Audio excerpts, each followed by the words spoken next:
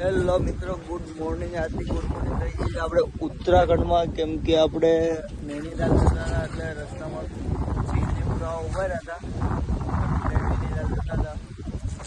એટલે હવે કાલ રાતે તો કાંઈ ટાઈમ મળ્યો નહીં, પછી બહુ થાકી ગયા હતા એટલે ડાયરેક્ટ ખાઈને જમીને ઉઈ જ ગયા હતા. જો આ બાબાએ ત્યાં એનું વાતાવરણ તો જબરું છે, વરસાદ આવે એવું છે. આપણે નૈનીતાલ જઈને જ મળી ડાયરેક્ટ. આપણે કેસીધામ પહોંચી ગયા હતા. અહીંથી 17 કિલોમીટર છે, અહીંથી આગળ થોડું, કેમ કે અહીંથી 15 કિલોમીટર તો કાંઈક અહીંની સ્થાપના છે આજ અહીં કેસીધામની, એટલે અહીંયા 15 કિલોમીટર તો દૂર પાર્કિંગ કરાવે ફોર વ્હીલનું, એટલે હજી વિચારી છે. પણ હવે ડાયરેક્ટ બદ્રીનાથ જઈએ એટલે બધા ડિસ્કસ કરે છે, જોઈ શકો છો તમે. અને અહીંનું વેધર જોવો. 1200 કિલોમીટર 12,000 કિલોમીટર નીકળે ને હદ થઈ ગઈ યાર. કોઈ 10 કિલોમીટર નીકળે મરચું લાવે પણ ભાઈ એ લાયા એ ચાલ્યું. બાકી બહારનું 2 દાડા ખાધું ને મંચુરિયન ને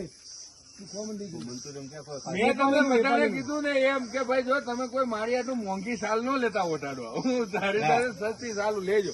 મને ખબર છે કે સારું ભેગી શું કરવાનું તો હમ્પીને જા.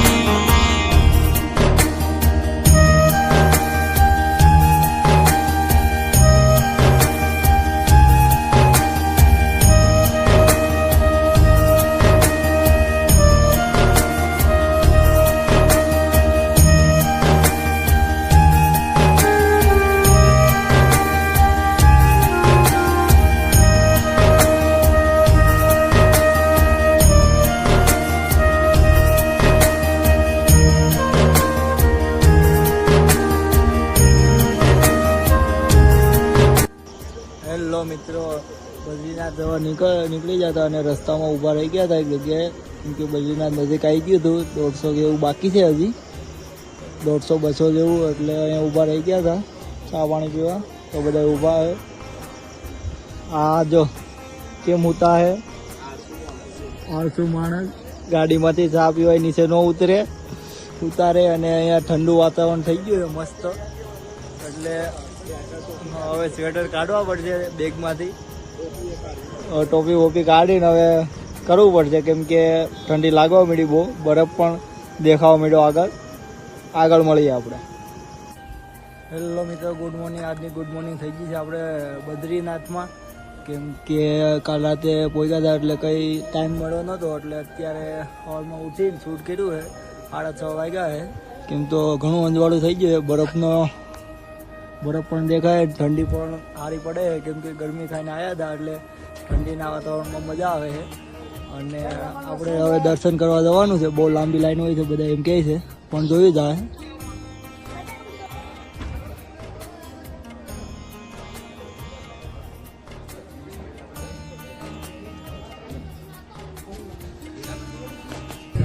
જો મિત્રો, આ રીતે કંઈક ટોકન લેવું પડે છે બદ્રીનાથમાં, એટલે તમે આવો એટલે ટોકન પણ લેવું પડશે.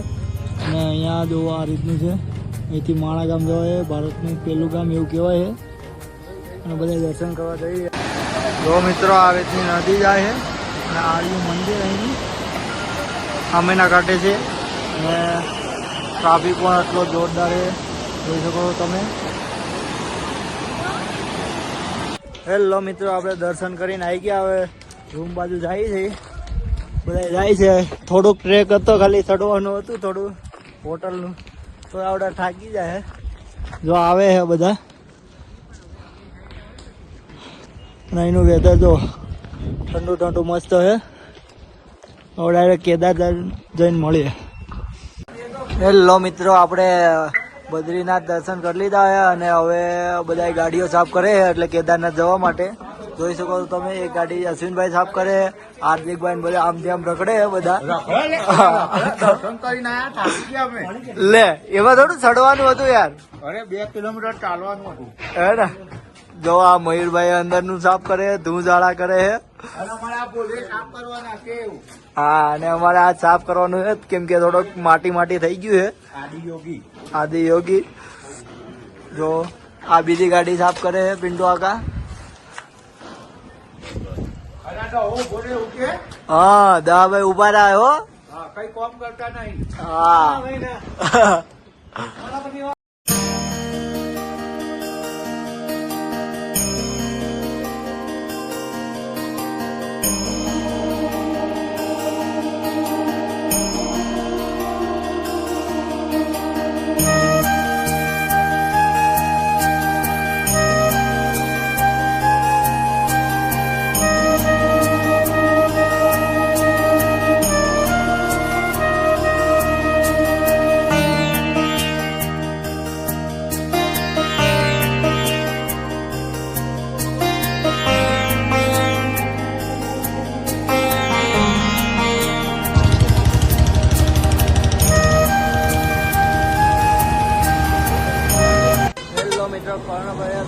પહોંચી ગયા આપણે કેદારનાથ જતા હતા એટલે પાછા કાલ અહીંયા આવવું જ પડે કર્ણભાઈ. એટલે હાર્દિકભાઈ બધા ફોટા પાડ્યા છે અહીંયા, જોઈ શકો છો અહીંનો વ્યૂ. હવે અમે નીકળી ગયા છીએ કેદારનાથ જવા માટે. અમારું લાસ્ટ 12 જ્યોતિર્લિંગની ટ્રીપ ત્યાં પૂરી થશે. અને તમે આ બ્લોગમાં બન્યા રહો અને જોતા રહો અમારું 12મું જ્યોતિર્લિંગ કેદારનાથ.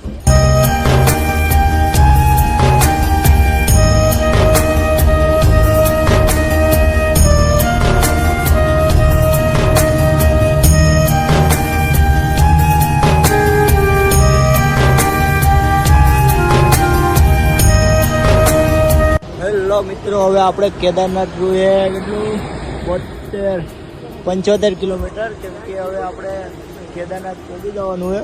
હમણાં અરે રાતે પહોંચી જાય એટલે રાતે ટ્રેકિંગ ચાલુ કરી દેવાનું છે, એટલે કાલે સવારે પહોંચી જાય. અને અત્યારે તો અહીંયા ખીચડી બનાવવાનું વિચારે બધા, કેમ કે 2 દિવસથી ખાધું નહીં ખાય એટલે. જોવો એનું વેધર મસ્ત છે, પાણી જાય નદીમાં. હેલો મિત્રો, હવે કેદારનાથ 70 કિલોમીટર બાકી છે અને અહીંયા જમવાનું ઉતાર્યું છે, ભાત બનાવવા. કેમ છે હાર્દિકભાઈ? બસ શાંતિ. જો અમે હવે આ પુલાવની તૈયારી છે, હવે પુલાવ ખાવાનો છે અમારે. હા, એ પાઉં કાજુ બદામ પાવ. હા, કેમ કે અહીંયા તો બધા બનાવે છે, જોઈ શકો છો તમે મયુરભાઈની.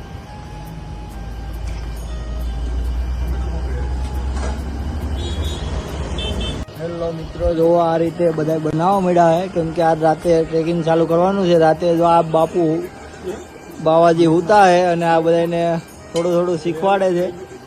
ખાલી